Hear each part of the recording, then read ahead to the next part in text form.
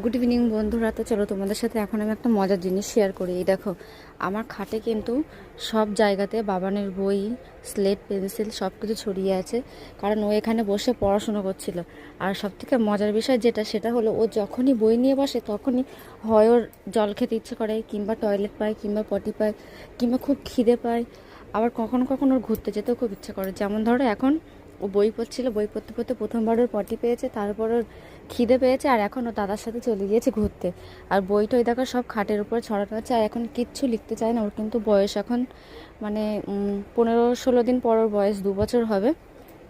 তো দেখো, এগুলো ওর বাবা লিখেছিল। তো যাই হোক, ও এখন থেকে এত দুষ্টু, তাহলে ভাবো বড় হলে আর কত দুষ্টুমি না করবে। তো বাবানের এই দুষ্টুমিটা তোমাদের কেমন লাগলো তোমরা কমেন্টে জানিও। আর আমার চ্যানেলে যাও, যেমন অন্য ভিডিওগুলো দেখো, আশা করি তোমাদের খুব খুব খুব ভালো লাগবে। আর প্লিজ আমার চ্যানেলটা সাবস্ক্রাইব করে দিও।